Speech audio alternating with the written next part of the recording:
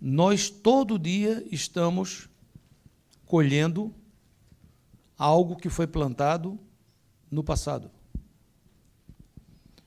O nosso presente é fruto de uma colheita realizada no passado.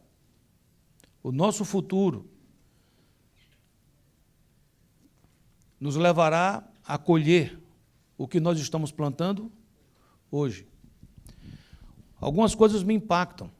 Já disse aqui que o que me impacta também na colheita é que o que plantamos, geralmente a colheita é muito superior numericamente. Quando plantamos um grão, não vamos colher um grão. Vamos colher, se é um grão de milho, vamos colher várias espigas de milho, contendo cada espiga vários grãos. Então, por assim dizer, a colheita sempre será maior do que a semeadura, seja para bem, seja para mal. A Bíblia nos alerta que tudo que o homem semear, isso também colherá. O seu casamento hoje é fruto do que você vem plantando nos últimos anos. Mas também é verdade que o seu casamento no futuro será fruto do que você está plantando hoje. A segunda coisa que me impacta é a questão do ciclo da colheita. Colheita não é uma coisa que eu planto hoje e colho hoje. Eu não sou um agricultor, não sou um cara muito bom nessas coisas. O que eu estou falando para vocês é por ler e estudar. Então, se aqui tem algum expert e diz, não, pastor, tem uma planta que a gente planta de manhãzinha e de tarde já tem fruto para dedéu, aí eu acredito em você, porque você é uma pessoa que fala isso. Mas, pelo que eu li até hoje, não é assim. Você planta hoje e você vai colher depois de um tempo. Eu sei que tem plantas e plantas, tem árvores e árvores. Tem umas que vão frutificar mais rápido e tem outras que vão frutificar depois. Preste atenção como isso tem a ver conosco e como é importante isso. Se você teve uma saúde, uma atitude saudável com você até hoje, vamos supor que até hoje você fez todas aquelas coisas que são recomendáveis para alguém ser saudável. Não vou nem enumerar aqui, porque eu acho que você já sabe de todas elas, não é? Comer saudavelmente, fazer algum tipo de ginástica, essas coisas todas que você conhece. Então, hoje, você vai usufruir de uma saúde que tem a ver com o reflexo de todo esse pacote, né? E o pacote é extenso, o pacote inclui, inclusive, a questão almática, da alma, né? Se você faz todas essas coisas, mas é uma pessoa ansiosa, angustiada, vai produzir cortisol do mesmo jeito, vai entupir as veias do coração como se fosse gordura. Mas vamos supor que você fez tudo certinho e você hoje está gozando de boa saúde. Então, isso significa que você está colhendo os frutos do que você plantou. Tem pessoas que têm 60 anos e tem pessoas que têm 60 anos. Você fala, o que é que significa isso? É que uns com 60 anos estão jovens, estão ainda com vigor, ainda dá para um caldo, né?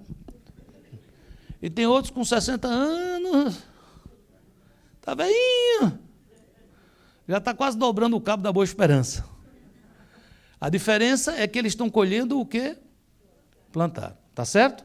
Agora preste atenção a isso. Se essa pessoa saudável, resolver hoje chutar o pau da barraca, dizer assim, a partir de agora, sou contra exercício.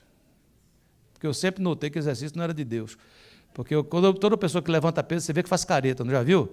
Então a gente já viu que aquele negócio era um negócio, aquele não era com certeza não é do céu, não é verdade? O cara só comer mato, meu querido, isso não é uma coisa correta, não é verdade? Com tanta comida saudável por aí, aqueles hambúrguer, cheeseburger, salad burger, tudo junto, não é não? Coisa maravilhosa. Então eu vou mudar o meu modo de vida. Ele vai mudar, vai passar uma semana, vai passar um mês, vão passar alguns meses e ele vai dizer, viu como eu estava certo? Porque não aconteceu nada. E não vai acontecer logo, não. Se você estiver pisando na bola hoje, se você estiver com algum pecadinho de estimação, se você estiver fazendo alguma coisa hoje, e você estiver bem, isso não significa necessariamente que você vai ter uma colheita no final boa. Significa que você ainda está comendo do depósito que você fez lá no passado. Você lembra do filho pródigo? O filho pródigo, quando ele saiu de casa, ele saiu com a herança dele. E ele começou a fazer as coisas erradas já na casa do pai. Ele se desentendeu com o pai, com o irmão, ele disse, eu não quero ficar aqui, eu quero minha herança. Causou, com certeza, algum tipo de constrangimento, e ele não quis conversa, foi egoísta, foi o que ele queria, não adiantou conselhos do pai, não adiantou conselhos de ninguém, e ele foi embora. E por um tempo ele se deu bem, gente, preste atenção a isso. Você fala, mas por que ele se deu bem, pastor? Porque ele tinha um depósito. E ele foi usufruindo e foi gastando de quê? Do depósito. É como alguém que tem uma vida com Deus, e num certo momento, por uma atitude carnal, seja qual for, seja por desejos sensuais, seja por cobiça, seja por que for, e essa pessoa se desvia do propósito de Deus. Mas lembre que ela teve uma vida anterior, servindo a Deus e trabalhando de acordo com os seus princípios. Não pense que é porque ela se desvia hoje, que necessariamente ela vai receber uma má colheita hoje.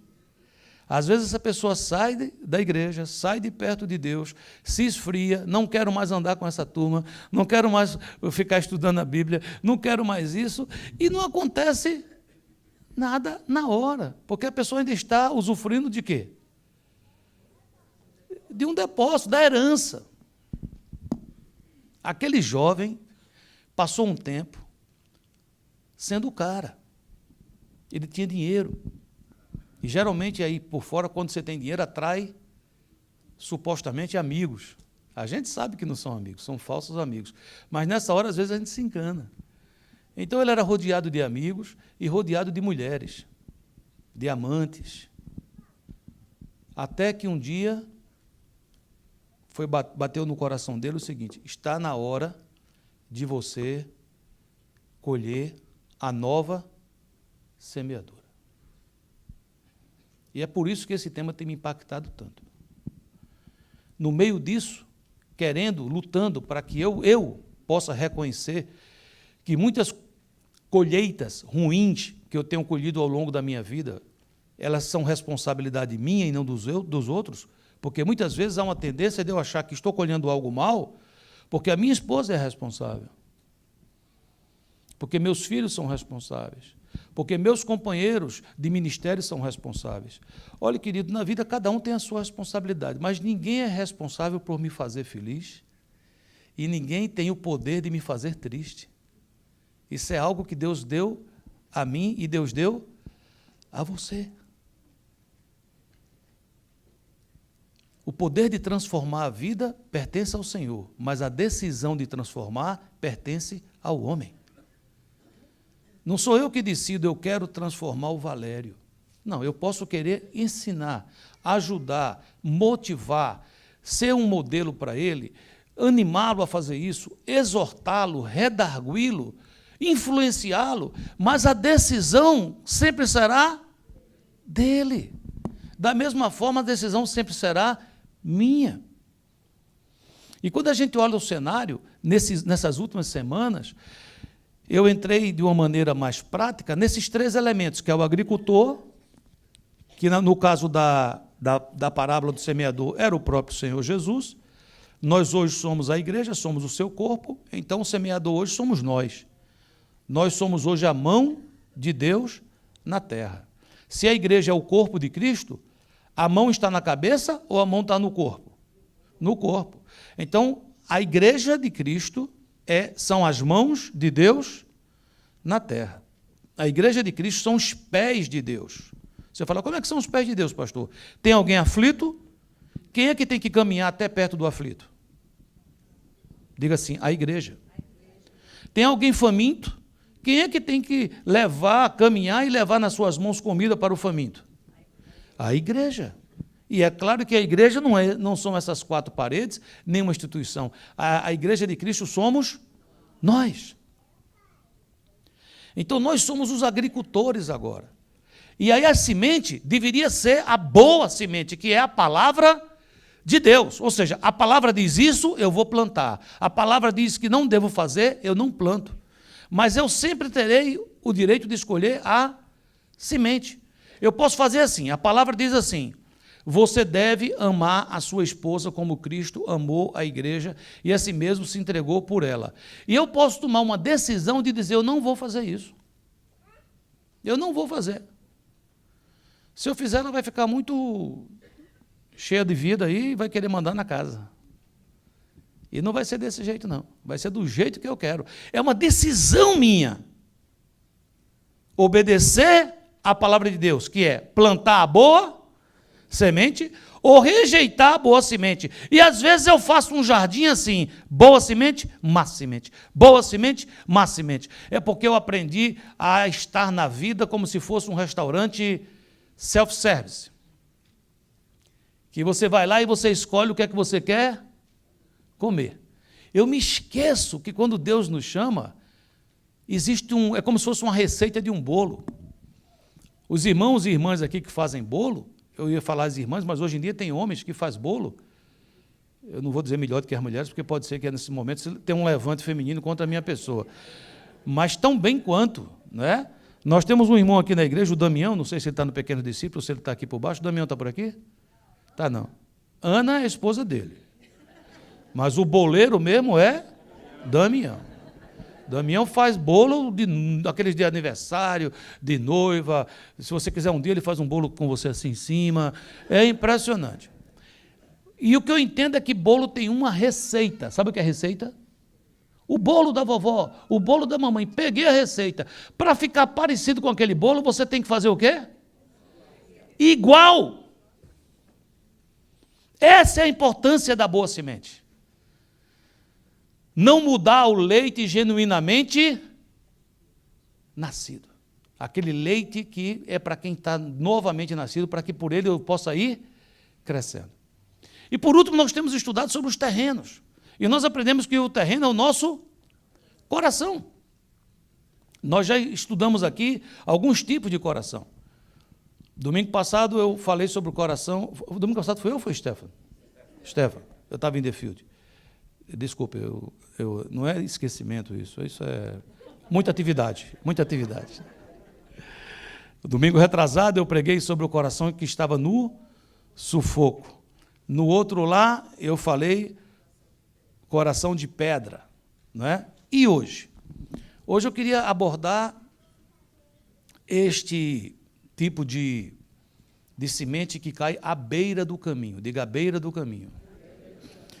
O trecho em Lucas 8,5 diz assim: um semeador saiu a semear a sua semente, e quando semeava, caiu alguma junto do caminho e foi pisada. Diga essa palavra, pisada. E as aves do céu a comeram. Sabe? Em cima, se você pegar no texto base do boletim, eu peguei uma outra versão, que é a nova tradução na linguagem de hoje, que diz assim: certo homem saiu para semear, e quando estava espalhando as sementes, algumas caíram na beira do caminho, onde foram pisadas pelas pessoas. Repita isso, por favor. E elas foram comidas pelos passarinhos. Quando você vai ler mais esse trecho, porque quando Jesus ele vai falando, tem uma hora que os discípulos não entendem. E os discípulos perguntam: o que é que significa? Eu vou ler aqui, não está no boletim, mas se você quiser anotar para conferir em casa, versículo 12 do mesmo capítulo 8 de Lucas, diz: aqui caiu à beira do caminho, são os que ouviram, vem a seguir o diabo e arrebata-lhes do coração a palavra, para não suceder que crendo sejam salvos. Então ele está dizendo que esses passarinhos aqui, eles são uma representação de um ser espiritual, que Jesus chama de diabo. Ele está dizendo o seguinte: aquelas que caíram à beira do caminho, o diabo a levou. O que é que ele está dizendo? Que você tem hoje o risco e eu tenho o risco. Agora estão caindo sementes no seu coração, sementes. Se o seu coração for um coração, este tipo que é chamado de beira do caminho, ele está dizendo que existe o risco dos pássaros, dos corvos, comerem a semente.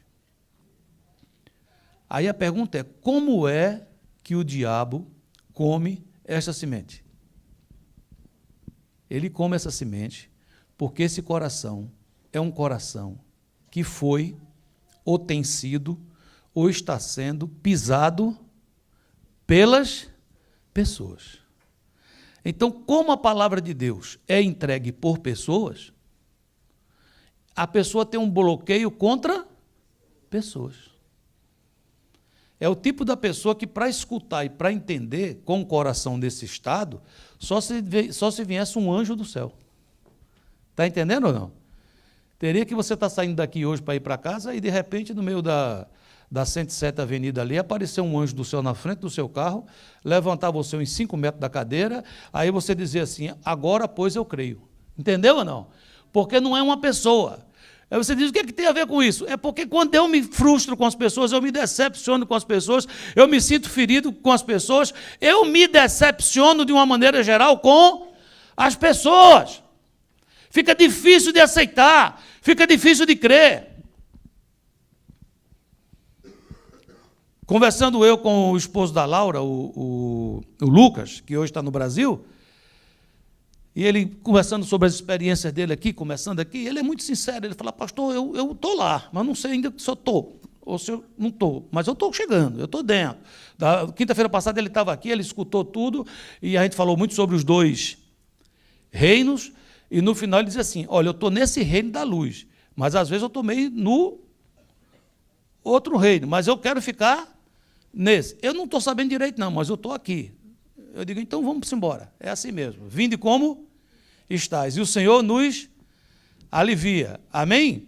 Mas uma coisa que eu achei interessante nele é que ele estava dizendo assim, eu andando com ele, eu conversando com ele, e ele dizia, olha pastor, a minha esposa vai numa velocidade muito grande lá na igreja, eu quero ir numa velocidade menor, ela já quer fazer todas as coisas. Eu disse, mas você não precisa fazer todas as coisas.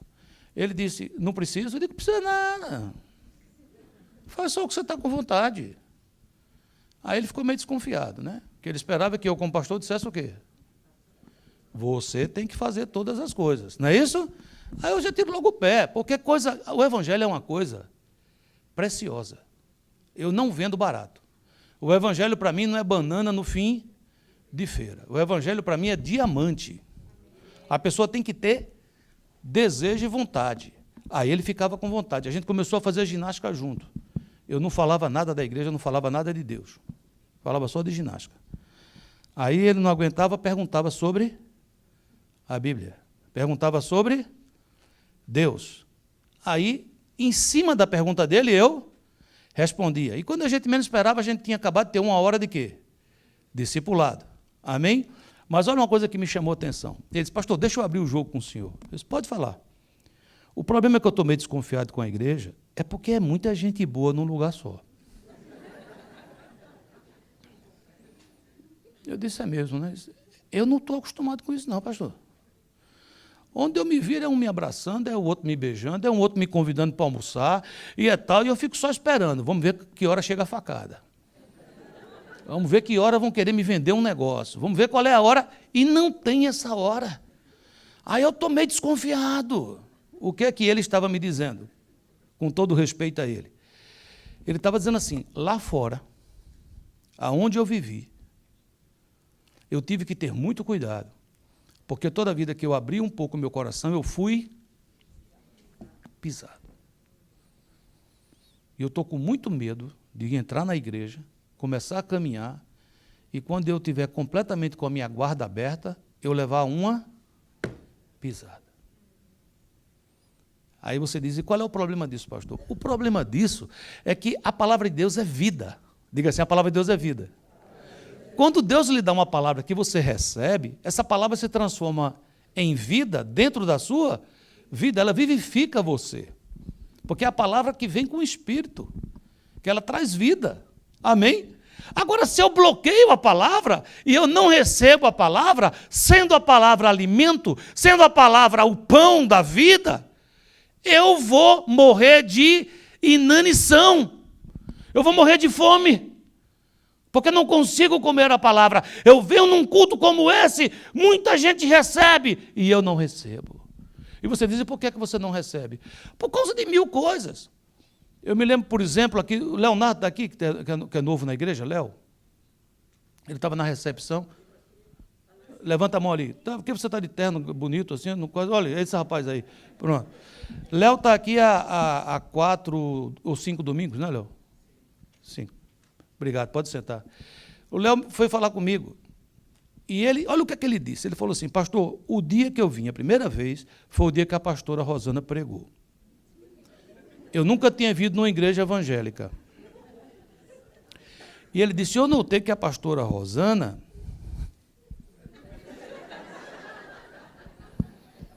eu não entendi muito essa. O que significa essa? Ela pegou pesado.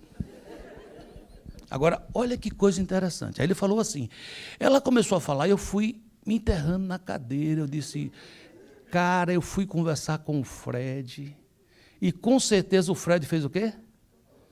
Contou para a pastora e ela está usando o púlpito para mandar um recado. Foi assim, Leonardo, ou não foi? O problema é que nós nunca tínhamos visto na nossa vida o Leonardo. Foi a primeira vez, Fred jamais tinha falado conosco nada sobre Leonardo, que era recém-chegado. Mas o que é que ele está dizendo? Ele está dizendo assim, eu comecei a achar que a pastora estava preparada por alguém para mandar um recado do púlpito direto para mim. Isso nunca aconteceu com você? Quem já aconteceu isso? Que você assim, meu Deus, o pastor está pregando para mim. Levanta a mãozinha para a gente ver. Agora, isso significa que o Espírito Santo conhece você, que o Espírito Santo te ama e ele está dando uma palavra. Amém?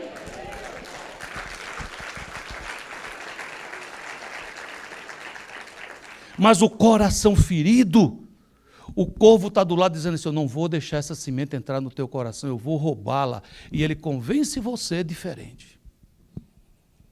Ele convence você que não é Deus falando com você. Mas é um mero homem covarde que não tem coragem de chegar para você e dizer assim, meu irmão, o que é que está acontecendo com você? E esse irmão está utilizando o poder de um microfone para mandar um recado para você. Deixa eu só dizer uma coisa para você, eu tenho 40 anos de pastorado. Nunca fiz isso em toda a minha existência. Agora, também nunca deixei de falar o que Deus manda. Sabendo que isso existe na congregação, sabendo que isso não existe na congregação, eu sempre falarei o que Deus mandar. E qual é a minha oração na minha vida e na sua? É que a gente possa ter um coração curado. Se você está aqui hoje, o seu coração tem sido pisado pelos homens, e você fala, isso é possível? Ora, eu já tive o meu coração muitas vezes pisado pelos homens. E eu vou lhe ser sincero, quase que eles conseguiram me derrubar. Você diz, e por quê? Porque o coração, quando ele é pisado, existe a dor da pisadura, o sofrimento de ser pisado. Mas até aí não é muita coisa. Há muita coisa é quando essa pisadura me traumatiza de uma maneira tal que ela, a partir de agora, passa a bloquear as bênçãos de Deus na minha vida. Eu não posso mais receber as bênçãos de Deus, porque eu fui machucado, eu fui ferido, e agora o meu coração está fechado, eu não consigo escutar. Me faça entender o que eu estou dizendo? Então é por isso que é muito importante a gente começar a entrar. A mensagem hoje vai ser uma mensagem mais curta. Por isso uma introdução tão grande. Para que a gente possa entender a importância do nosso coração. Se eu não estou falando aqui que você tem um coração pisado. Eu estou falando para aqueles que têm o coração pisado. A palavra ela é para todos nós. Mas nem todos são obrigados a terem tido uma experiência de ter se sentido pisado pelos homens. Compreende o que eu estou falando? Amém? Quando ele fala beira do caminho, é porque é exatamente o sidewalk, né? É a calçada, é a beira da estrada. Na estrada passam os carros. E na beira do caminho quem passa? As pessoas. Então, por isso que Jesus disse, era um terreno pisado pelas pessoas. Então, quando a semente cai, ela não pode entrar, porque o piso está o quê? Socado, pisado, duro. Como é que nós somos pisados? De uma maneira prática. Coloca aí, quando nos sentimos marginalizados.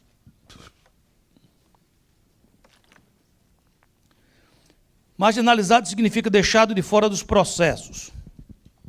Situações que as coisas são resolvidas e fomos deixados de lado. não pediram nossa opinião, não ser convidado para um evento ou para uma festa, ver pessoas prosperando e se sentir à margem. Isso é se sentir marginalizado. É alguém que diz assim: eu estou nesse país, as pessoas têm direito a isto, a isto, a isto, a isto, mas eu não tenho, eu me sinto à margem. Está tendo uma festa, eu soube que está tendo uma festa. Por que é que você soube? Porque um amigo, outro amigo falou: fulano, eu tenho que ir para tal festa. Você não vai? Aí a pessoa diz o quê? Não. Um pouquinho assim com o biquinho, não. E você não vai por quê? Eu não fui convidado, né? Aí alguns, para poder falar assim, mas eu também não ia mesmo, né? Ainda bem que não me convidaram, foi um trabalho a menos, porque eu ia ter que dizer que não ia, porque eu não vou, porque eu tenho horror a essas festas, né? Na verdade, a pessoa está com vontade de ir. Não é verdade? Talvez se fosse, nem gostasse tanto, né? Mas há uma coisa no ser humano que é assim: vai ter uma reunião, vai, eu quero ser convidado, mesmo que eu não vá. Está entendendo ou não? Vai ter uma festa, eu quero ser convidado, mesmo que eu não vá para a festa. Vai ter um culto, eu quero ser convidado. Vai ter uma reunião aqui para todo mundo, um jezão, eu quero ser convidado. E eu quero vir. Mas se eu não vier, também é problema meu. Mas eu me senti o quê? Convidado. Isso é do ser humano. Quando acontecem coisas, processos, que a pessoa não participa, às vezes a pessoa se sente o quê? À margem. É preciso muita maturidade para entender que eu não preciso estar em todas as reuniões, eu não preciso estar em todas as festas, eu não preciso estar em todos os lugares. Mas é preciso maturidade para isso, porque antes disso, eu acho que isso tem a ver com aceitação e rejeição. E não tem necessariamente, mas às vezes a pessoa sente assim. Tem alguns casos que são claros. Uma pessoa que está vivendo numa situação financeira muito apertada, muito apertada, muito apertada, num país tão rico, e às vezes a pessoa está aqui vivendo uma situação muito apertada. Sabia que acontece isso?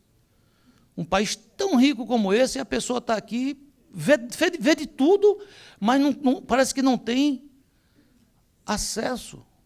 Isso às vezes vai machucando o coração. A Bíblia fala de um homem, que era um mendigo, em Lucas 16, que diz: havia um homem rico que se vestia de púrpura e de linho fino e vivia no luxo todos os dias. Diante do seu portão, fora deixado um mendigo chamado Lázaro, coberto de chagas. Versículo 21. Este ansiava comer o que caía da mesa do rico, e até os cães vinham lamber suas feridas. A situação de Lázaro era bem ruim, não era? A festa acontecia do lado de dentro da casa, e ele estava do lado de fora da casa. A única coisa que ele tinha esperança eram migalhas que caíssem da mesa. Como é que as migalhas que caíam da mesa chegariam até Lázaro, se ele não estava embaixo da mesa? Lixo, dejetos, o que era varrido. Isso machuca um coração, ou não? Não é verdade? Olha o que aconteceu com o apóstolo Paulo, aquele homem de Deus que ajudou tanta gente. 2 Timóteo 4,16. Na minha primeira defesa, ninguém apareceu para me apoiar. Todos me abandonaram. Você acha que o apóstolo Paulo escreveu isso por causa de quê? Ele estava escrevendo para quem? Timóteo era o que dele? Era um discípulo, era um filho na fé, era alguém que ele considerava família de Deus, alguém que ele considerava da sua família, um filho. E ele está, de certa forma, abrindo o coração, chorando para Timóteo. Ele está dizendo assim: puxa, Timóteo, na minha primeira defesa, ninguém apareceu para me ajudar, fiquei sozinho, cara. Todos me abandonaram. Não é difícil isso, né? Não é como se fosse uma pisada no nosso coração. Para que você entenda, foram muitos que passaram por isso. Jesus também passou por isso. Em João, capítulo 8, versículo 48, diz assim: responderam, pois, os judeus e disseram-lhe: não dizemos nós bem que és samaritano e que tens o quê? Demônio? Ou seja, eles estavam dizendo que Jesus não era judeu, ele era samaritano. Talvez nem todos entendam isso. Os samaritanos eram considerados cidadãos de segunda categoria, de segunda classe. Não era puro sangue. Então, eles diziam que Jesus devia ser samaritano. E mais, ele dizia, se você faz algum milagre, se você faz essas coisas aí que você faz, isso não é milagre, não. Isso é bruxaria. Você é bruxo. Você tem demônio. Ou seja, era uma maneira de ferir o Senhor, uma maneira de pisar nele. Olha o que diz Isaías 53 sobre ele. Ele era desprezado e o mais indigno entre os homens, homem de dores, experimentado nos trabalhos, e como um de quem os homens escondiam o rosto, era desprezado e não fizemos dele caso algum. Diga assim comigo, como é forte a dor da rejeição. Segundo ponto, decepções e traições nos relacionamentos. Quando a gente tem um relacionamento e a gente sente que aquela pessoa nos traiu, isso dói demais. Porque o relacionamento, supostamente, é alguém que você já venceu, aquela barreira inicial. Você confia na pessoa, você abriu da sua vida com essa pessoa, você está andando com essa pessoa e, de repente, você vê, o que se chama, é como se fosse uma facada nas costas. Não tem essa expressão? Né? Facada nas costas. Por que você acha que é facada nas costas? Como é que alguém dá uma facada nas costas do outro? Você acha que é só o outro andando, ele vem por trás e dá uma facada?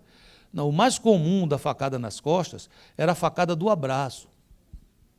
Era alguém que estava com a faca escondida, quando ela abraçava que a pessoa estava totalmente entregue, ela enfiava a faca nas costas. Era uma morte traiçoeira, porque ela tinha uma impressão de abraço, uma impressão de carinho, uma impressão de aceitação para, de fato, aproveitar dessa condição privilegiada para ferir. Isso dói demais.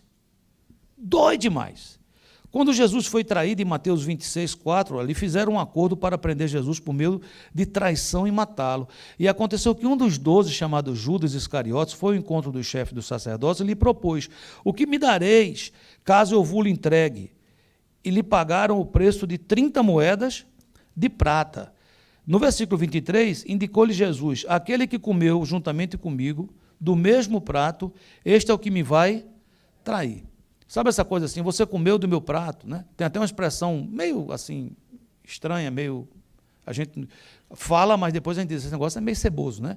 Diz assim, fulano cuspiu no prato que comeu, né? É mais ou menos isso, é a história de que eu dei o prato, eu dei a comida, eu ajudei, e depois a pessoa disse, olha, graças a Deus eu não estou andando mais com aquela pessoa que me dava aquela comida, ou comidazinha ruim.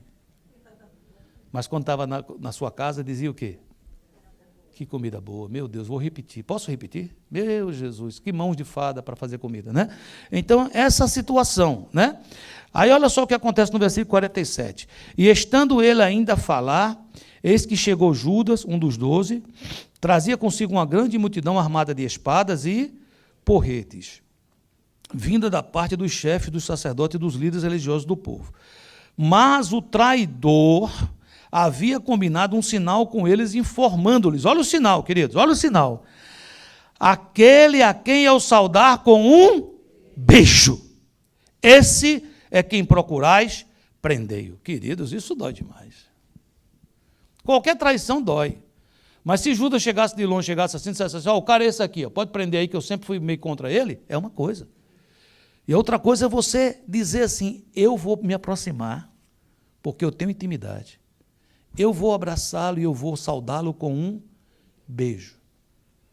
Aí você vai saber direitinho quem é a pessoa. Versículo 49.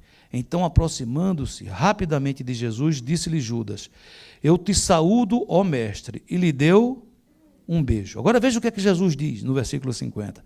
Jesus contigo lhe perguntou, amigo, para que vieste? No mesmo instante, os homens avançaram sobre Jesus e o prenderam. Dói demais, não é, queridos? Como machuca a traição de alguém que recebemos com carinho, dedicamos tempo e dividimos nosso pão. Isso dói ou não dói? Não é verdade? Terceira coisa que muitas vezes faz nosso coração ficar pisado é quando somos feridos. Jesus foi muito ferido. Em Isaías 53, 5, mas ele foi ferido pelas nossas transgressões e moídos pelas nossas iniquidades. Mateus 27, 29. E tecendo uma coroa de espinhos, puseram-lhe na cabeça, e em sua mão direita uma cana, e ajoelhando diante dele o escarneciam, dizendo: Salve, rei dos judeus. Cuspindo nele, tiraram-lhe a cana e batiam-lhe com ela na cabeça. E depois de o haverem escarnecido, tiraram-lhe a capa, vestiram-lhe as suas vestes e o levaram para ser crucificado. Veja bem, nós estamos vendo aqui pelo menos 3 coisas, deve ter mais. Diga assim: ser marginalizado, ser ferido e também se sentir traído. Jesus passou por tudo isso, sim ou não? Então ouça o que eu tenho a dizer, que talvez seja a coisa mais importante que eu vou dizer até este momento. Você está aqui comigo? O problema não é ser deixado à margem dos processos, o problema não é ser traído, o problema não é ser ferido. Preste atenção, porque isso acontece na vida. O problema é permitir que isso contamine a minha alma. As pessoas podem fazer isso com você. O problema não é este, o problema é você permitir que isso entre e contamine a sua alma.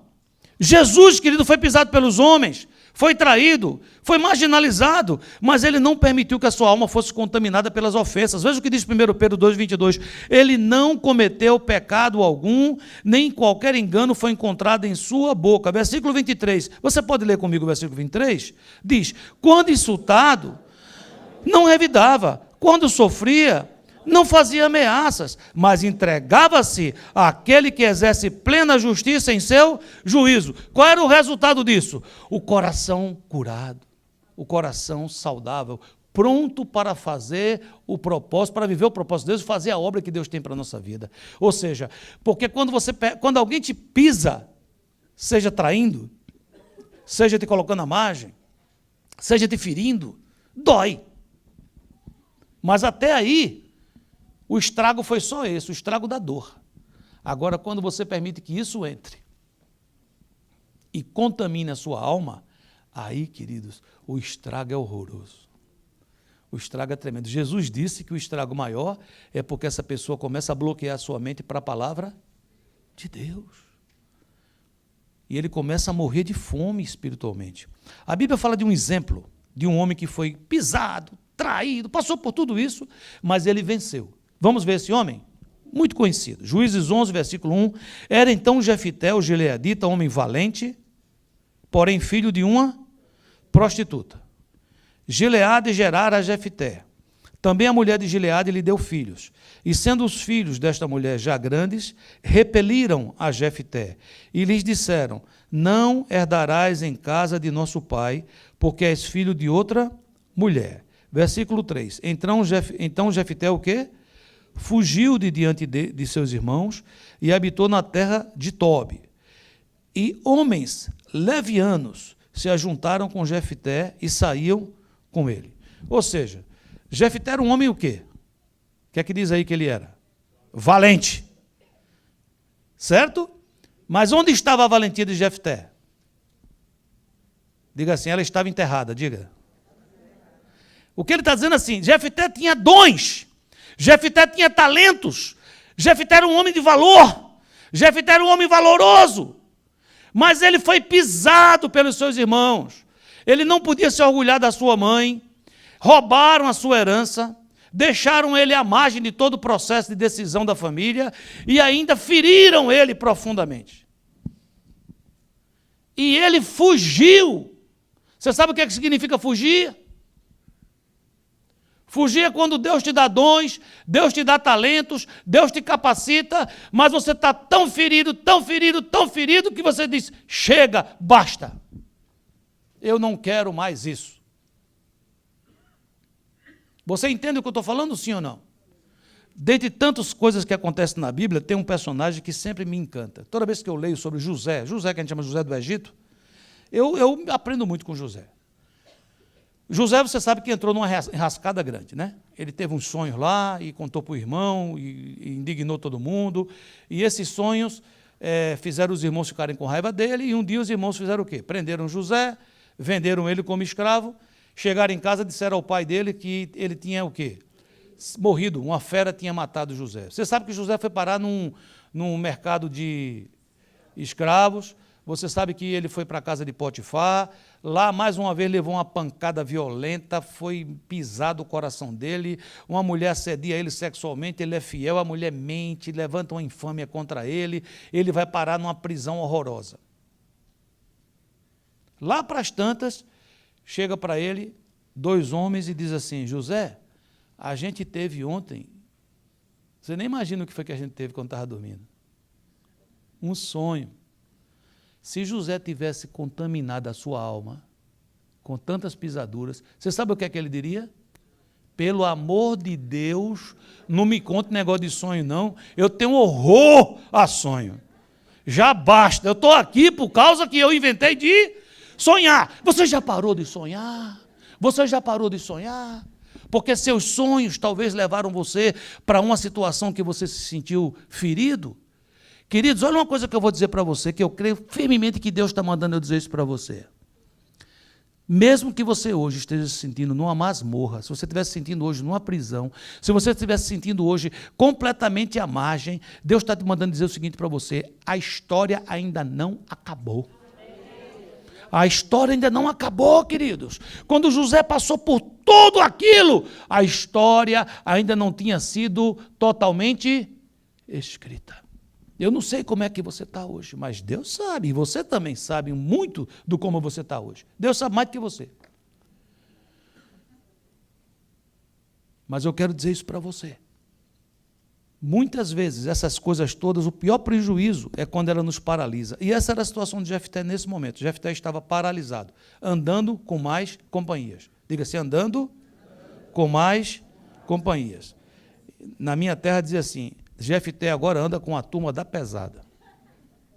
Era aqueles caras que saíam para farra, era isso. Jefté estava com esse grupo. O que ia acontecer com o Valente e Jefté? Olhe para mim. Valente foge. Repete isso. Valente foge. Pergunta, responde isso. Valente foge. O valente Jefté era agora um fugitivo, porque ele permitiu que as pisaduras do homem amassassem sua alma, atingissem seu coração. Você já foi pisado pelos homens? Dói muito. Mas o que é que isso produziu na sua alma? É isso que nós temos que tratar.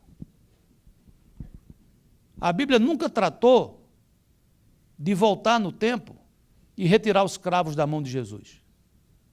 A Bíblia nunca tratou de voltar no tempo e apagar, possivelmente, a cicatriz da lança que lhe foi enfiada lateralmente. A Bíblia nunca se preocupou em voltar no tempo e tirar os arranhões que, porventura, tenha ficado na sua testa quando colocaram uma coroa de espinhos. Tanto é que, quando ele aparece para Tomé, Tomé diz: eu só creio se eu o vir e eu tocar aonde?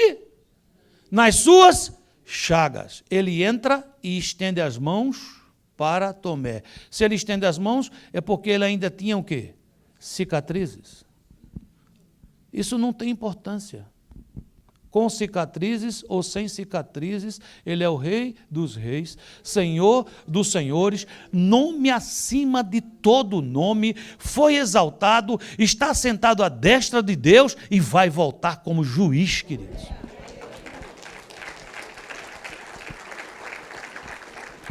Não são suas cicatrizes que podem impedir você de avançar e de viver os sonhos de Deus para você.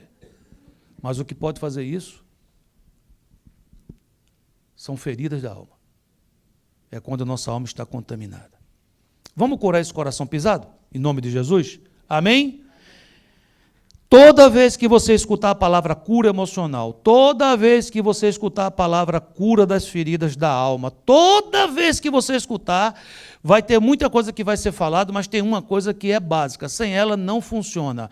Se chama a palavra perdão. Então escreva aí: perdoar e não perder a oportunidade de reconciliação. Juízes 11. Passado algum tempo, pelejaram os filhos de Amon contra Israel. Como os filhos de Amon pelejassem contra Israel, foram os anciãos de Gileade buscar da terra de Tobi a Jefté e disseram-lhe: vem e sê o nosso chefe para que combatamos contra os filhos de Amon. Perguntou Jefté aos anciãos de Gileade: não sois vós o que me tivestes ódio e que me expulsaste da casa de meu pai? Por que sois vindo a mim agora, quando vos achais em aperto? Responderam a Jefté os anciãos de Gileade: é por isso que tornamos a ti, para que venhas conosco e pelejes contra os filhos de Amon, ser-nos-ás por cabeça sobre todos os habitantes de Gileade. Vamos parar só um pouquinho aqui, porque aqui tem uma esquina. Essa é a hora. Jefté tem o direito, está na mão dele o seguinte: eu vou me vingar ou eu vou perdoar. Você entendeu ou não? Repita comigo: eu posso me vingar e eu posso perdoar. Eles estavam dizendo assim: nós estamos em grande aperto. Tais homens vão invadir a cidade. E lá entre nós não encontramos nenhum valente. E ele pergunta: mas espera aí, espera um pouquinho, queridos. Eu morava lá. Vocês não viram o que foi que aconteceu comigo? Vocês não viram quando meus irmãos me enxotaram da casa de meu pai, roubaram a minha herança? Eu tive que sair fugido de lá. Vocês não viram isso, não? O que é que vocês fizeram a meu favor naquela época? E agora, porque esses caras estão chegando aí, vocês estão com medo? Eu vou ficar assistindo de camarote a vara bater nas costas de vocês. E eu vou ficar assistindo em replay quando entrarem na casa do meu pai, pegar meus irmãos. Ai, ai, ai. Aí eu lá, que tenho vontade de ir lá só para ficar vendo. Mas pode ser que sobre alguma varada para mim, eu vou ficar por aqui. Ele tinha direito ou não tinha? Estava na mão dele, queridos. Mas se ele fizesse isso, ele ficaria fugitivo para o resto da sua vida. Vingança não liberta. A lei do talião dizia assim: dente por dente, olho por olho. E o que Jesus nos ensina é assim: queridos, se alguém arrancar um dente seu, se você arrancar um dente dessa pessoa, se você arrancar 5 dentes, se você arrancar 20 dentes da boca dessa pessoa, se você arrancar todos os dentes e deixar essa pessoa completamente banguela, você não vai conseguir curar a sua alma. Dente por dente não cura a alma, olho por olho não sara a alma. O que ele estava dizendo, e é verdade, é que tudo começa de novo quando eu estou disposto a perdoar. E você diz: mas o que é perdoar? A gente estudou hoje quando falou sobre Jesus. Disse que ele não revidava quando ele era ferido, mas ele preferia entregar tudo na mão daquele que a tudo vê e é o justo juiz. Perdoar é você tirar de você a responsabilidade de vingança ou o desejo. É você dizer: Deus, eu vou colocar isso nas tuas mãos. Se o Senhor quiser abençoar, se o Senhor quiser punir, é uma coisa sua. Eu nem vou me alegrar quando o Senhor punir, nem vou me entristecer quando o Senhor abençoar, porque essa pessoa eu já estou entregando nas tuas mãos, mas eu quero ser livre. Diga assim comigo, vamos repetir só para você sentir. Diga assim: Senhor, essas pessoas que me feriram, eu estou entregando nas tuas mãos. O Senhor resolve abençoar, disciplinar. Eu nem vou me entristecer se elas forem abençoadas, nem vou me alegrar se elas forem punidas. Elas pertencem ao Senhor. Eu limpo meu coração e neste momento eu quero ser curado, liberando perdão sobre essas vidas. Amém? Jefté faz isso. Olha o que acontece no versículo 11. Assim Jefté foi com os anciãos de Gileade, e o povo o pôs por cabeça e príncipe sobre si. E Jefté falou todas as suas palavras perante o Senhor em Mispa. Eu não vou continuar com a história que ele tem a vitória no final, tem suas peculiaridades, mas eu estou trazendo aqui o conceito. O conceito de alguém ferido, massacrado, marginalizado, roubado, enxotado da casa de seu pai, saindo fugido daquela situação, e que agora, na hora que ele podia se vingar, ele perdoa e Deus restitui tudo em honra. Tem alguém perto de você aí? Você pode ser a mão de Deus na vida dessa pessoa? Pega na mãozinha dessa pessoa, fala assim, confia, ele vai restituir tudo que foi roubado na sua vida. Amém, queridos? Levanta a sua mão e diga assim, o perdão cura minhas feridas. Segunda coisa importante no processo de cura, escreva, por favor, não permitir que o passado determine o nosso futuro. Nós já dissemos aqui que Jefté poderia ter rejeitado completamente a proposta dos anciãos, poderia deixar seu coração submerso na mágoa da rejeição, das feridas e da traição. Tem alguma dúvida que Jefté estava andando com homens maus, fugido, andando com aquela turma da pesada? Você tem alguma dúvida que quem levou Jefté até este presente foi o seu passado? Isso não tem dúvida. Foi exatamente algo que aconteceu no seu passado que determinou o seu presente. Foi o fato de, no passado, seus irmãos terem traído ele, roubado sua herança, expulso ele de casa, ele saiu de lá fugido. Foi isso aqui que fez com que Jefté agora estivesse vivendo este presente. Olhe para mim que eu quero falar uma coisa com você, porque eu estou falando isso comigo também. Quem trouxe você até aqui foi o seu passado. Foram as decisões que você tomou no passado que trouxeram você aqui. Mais especificamente, as decisões que você tomou nos últimos anos. Mais especificamente. Pode ser que lá no passado você tenha tomado uma boa decisão de andar com Jesus. E você caminhou com ele muito tempo. E isso gerou um depósito. Mas pode ser que nos últimos anos você tenha esfriado. Pode ser que nos últimos anos você tenha deixado de lado o primeiro amor. E apesar daquela boa decisão lá atrás, as decisões últimas, dos últimos anos, têm influenciado e trazido você para esse presente atual. Pode ser o contrário.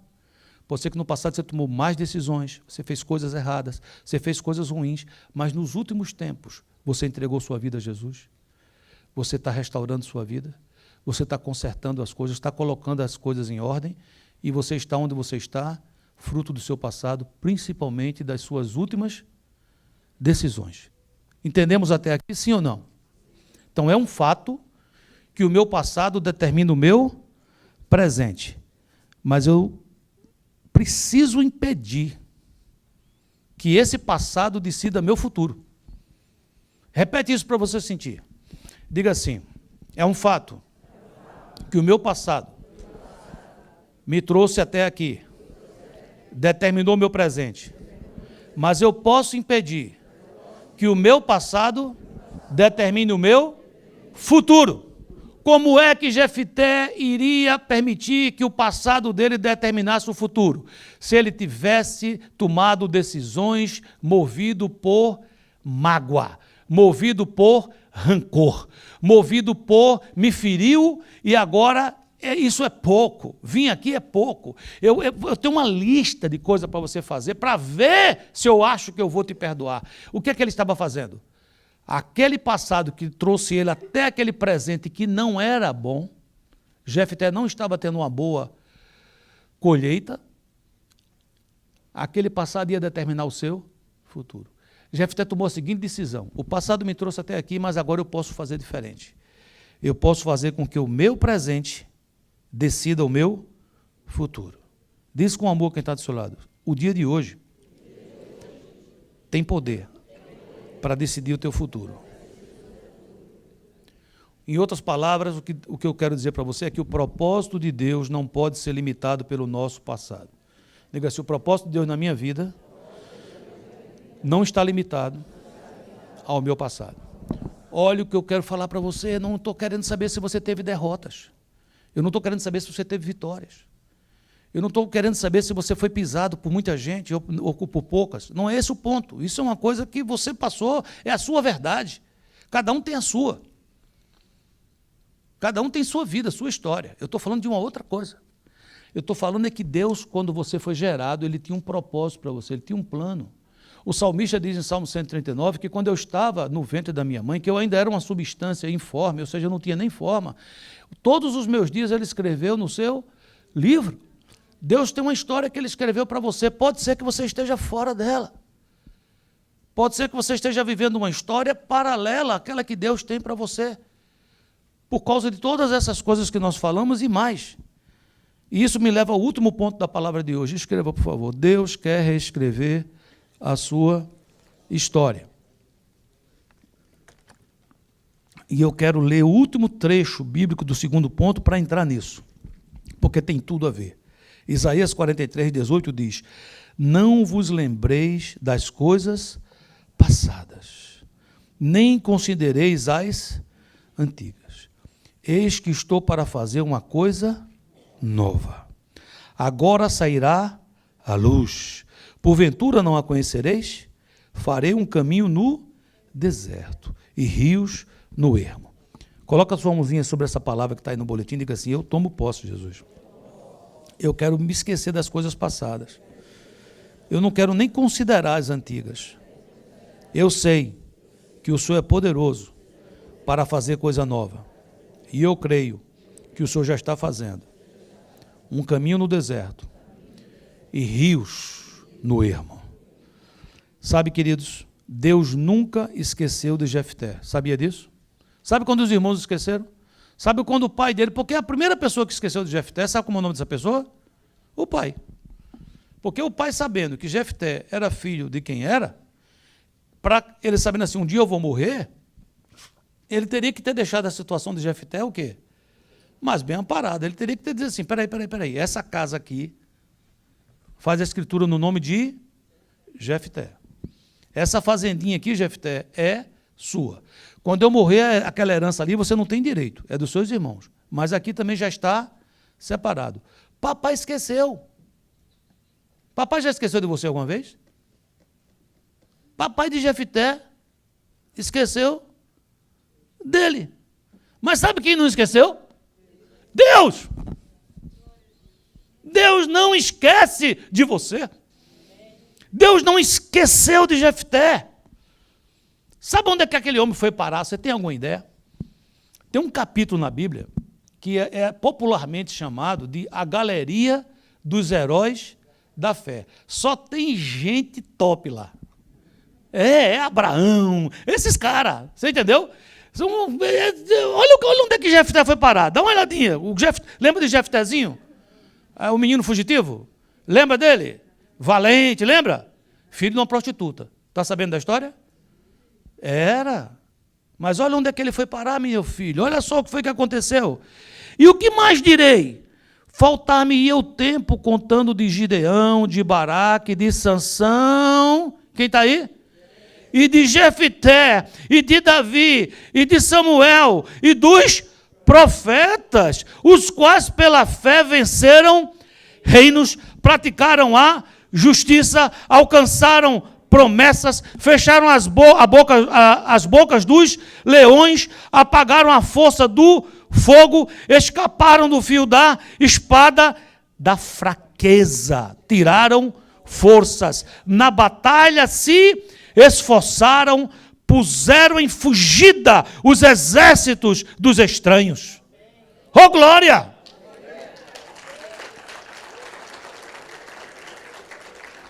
Deus está dizendo a você hoje, eu quero reescrever a tua história. Eu quero alinhar você no lugar onde eu planejei para você estar hoje. Quero te dar aptidões. Quero te levantar. E Ele vai fazer isso através do Filho dele. Ele tem poder para isso. Em Apocalipse 21:5 diz, e aquele que está sentado no trono afirmou, eis que faço novas todas as coisas.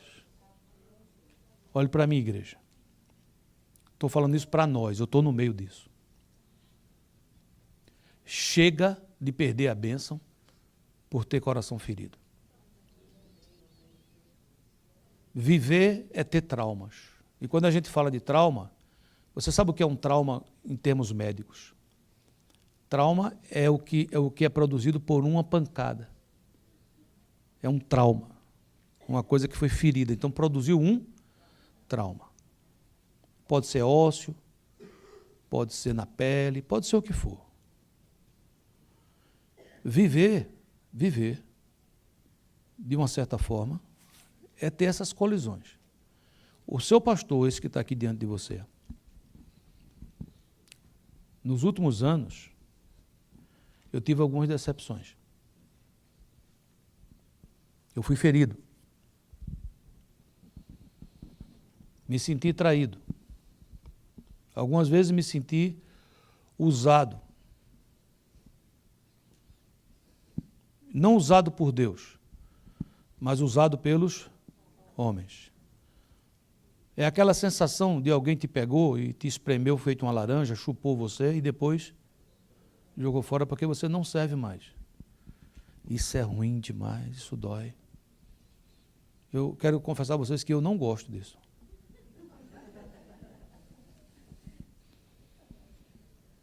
Há uma tendência em mim de ficar com raiva dessas pessoas. Mas eu as perdoei. Todas.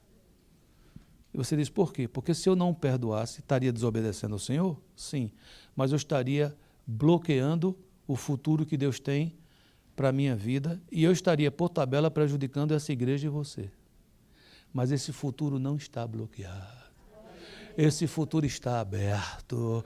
Há um rio liberado, descendo do trono de Deus, passando pela minha vida e a vida de vocês. O futuro desse ministério é glorioso, porque o presente já está sendo, porque nós não vamos viver de mágoas, nem lambendo feridas. Nós vamos nos levantar e viver o melhor de Deus para esse tempo. Glória a Deus.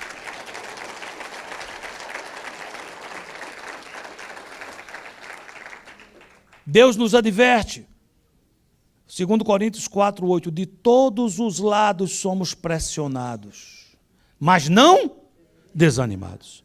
Ficamos perplexos, mas não desesperados. Somos perseguidos, mas nunca abandonados. Abatidos, sim, mas não destruídos.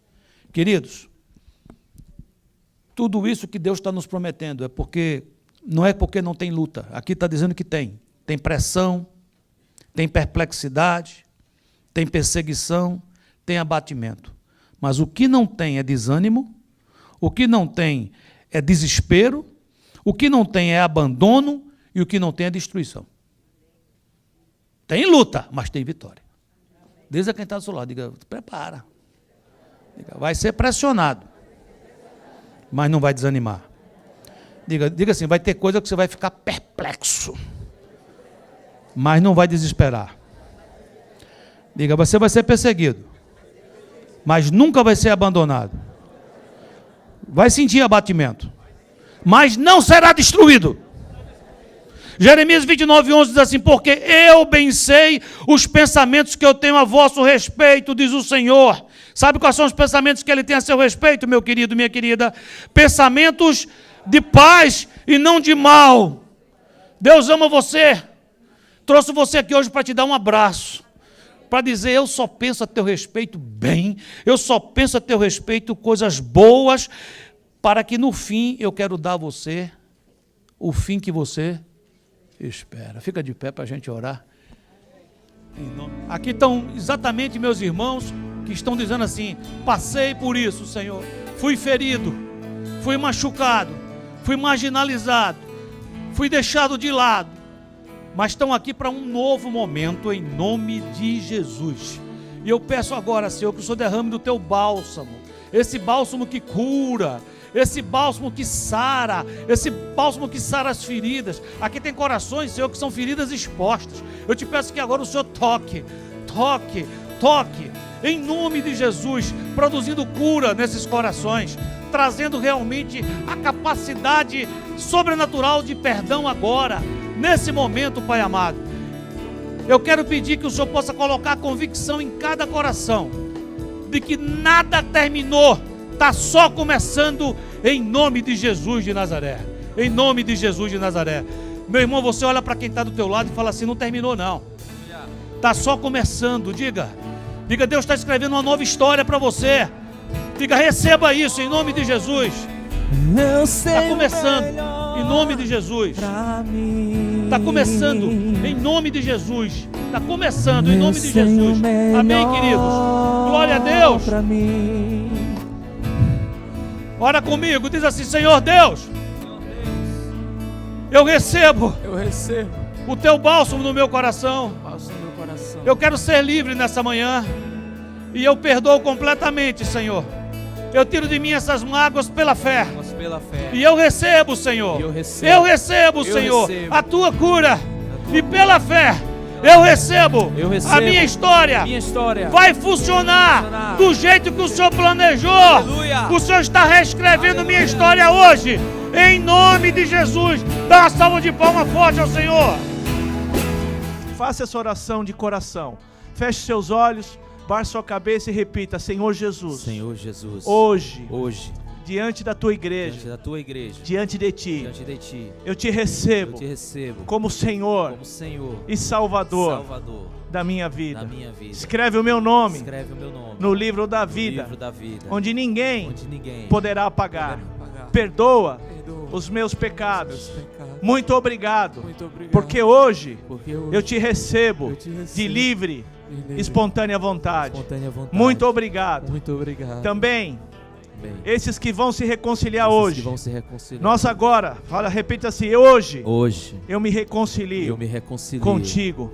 Me perdoa por ter me afastado. Mas hoje eu regresso à casa do Pai. Em nome de Jesus. Quero fazer mais uma oração. Se você está aqui e você fez essa oração entregando a sua vida, eu quero que onde você está, levante uma das suas mãos. Se você fez essa oração pela primeira vez, tem alguém aqui? Eu não estou enxergando. Alguém que está fazendo essa oração pela primeira vez? Se tem alguém, levanta a sua mão. Quero orar por você. Onde você estiver, faça um sinal. Porque a palavra diz que hoje existe festa nos céus. Porque todo aquele filho que regressa a casa, os anjos do Senhor celebram essa grande festa. E nós estamos felizes. Levanta a sua mão. Em espanhol, qual é o seu nome? Joel. Glória a Jesus. Marcel. Senhor, graças, Padre. Gracias porque hoy se cumple tu palabra, se cumple tu bendición en nuestras vidas. Bendecimos ahora con todas las bendiciones espirituales. Bendecimos ahora, Padre, declaramos que ellos ahora pertenecen a tu familia, tu iglesia. Bendícelas ahora, Padre, con las bendiciones espirituales, físicas, materiales, emocionales. Y el enemigo no puede más tocar en esas vidas porque ahora pertenece a ti, Jesús. Los recibimos en nombre de Jesús. Mira hacia atrás. Esa es tu familia. Bendícelo, Señor. Aleluya. Oh, Señor, gracias.